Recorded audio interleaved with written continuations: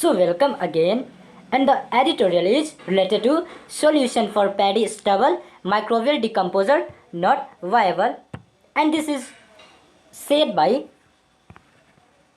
the Dr. Virendra Singh Lathar is former principal scientist genetics and cytogenetics of ICAR. So now let us begin.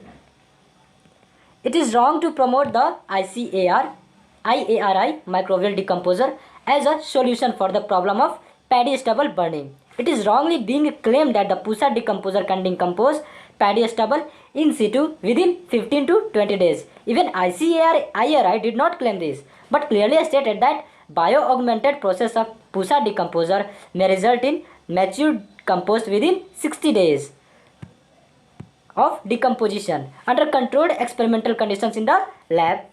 Further observations by the Pusa decomposer team were that during biodecomposition rapid process, the temperature increased to more than 50 degrees Celsius for first 10 to 15 days. This makes the biodecomposer detrimental during the first 2 weeks of its application to the fields. This is because such high temperatures like 50 degrees Celsius will badly affect seed germination of winter crops, wheat, gram, mustard, potato, etc. This need average ambient temperature of about 20 degrees Celsius. The IARI research team also confirmed that microbial decomposer completes the process of ex situ decomposition of paddy straw within 90 days of application at low temperature during winter season. Another waste biodecomposer based on microbial culture isolated from cow dung developed by MOAFW Government of India is in the market for many years. It has not been found useful or suitable for in situ or ex situ decomposition of crop residue including paddy straw. The IARI reports confirm that Pusa decomposer completes the decomposition process of paddy straw in 60 to 90 days under different temperature regimes. All these reports suggested that paddy straw needs 60 to 90 days for its decomposition under in situ decomposition with or without artificial biodecomposer.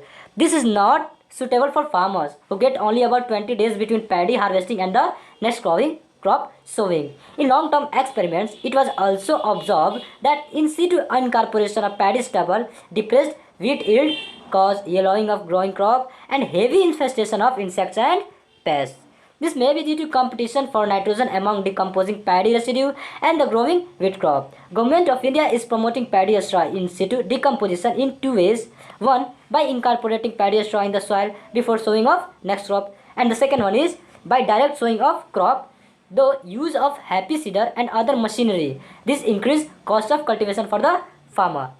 Let us discuss about the public-private partnership model may be useful or not. It shall be unwise to impose any laws which may prove to be counterproductive from the perspective of the farmers and other stakeholders. Instead, an efficient management system is needed in public-private partnership mode.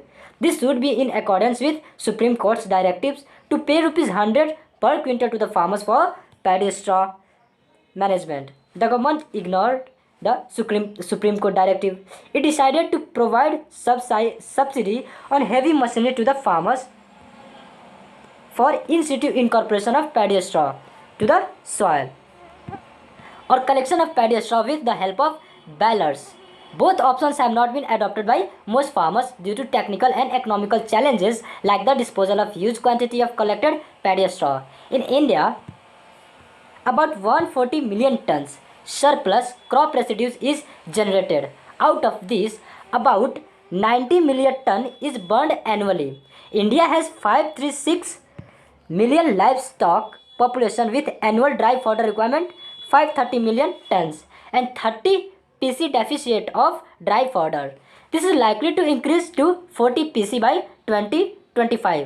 ICAR NINP report 2019. Dry fodder, which caters to more than 50 PC of the demand for livestock feed in India. PC means percentage.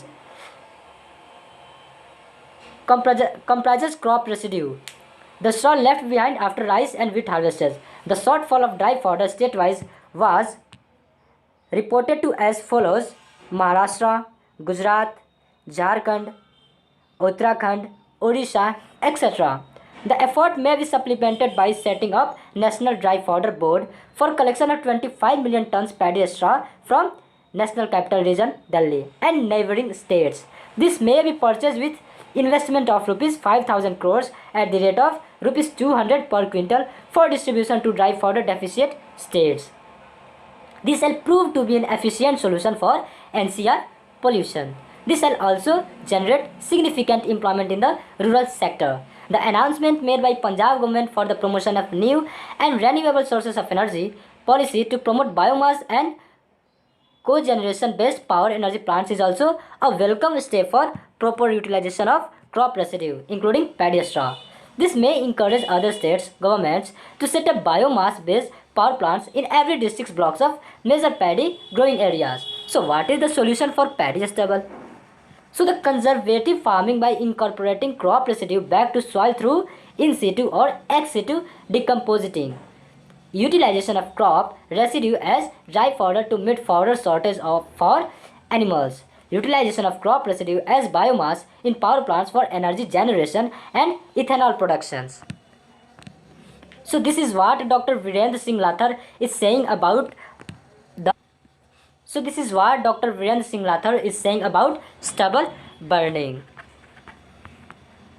Paddy straw needs 60 to 90 days for decomposition under in situ decomposition with or without artificial biodecomposer. This is not suitable for farmers who get only about 20 days between paddy harvesting and the next crop sowing.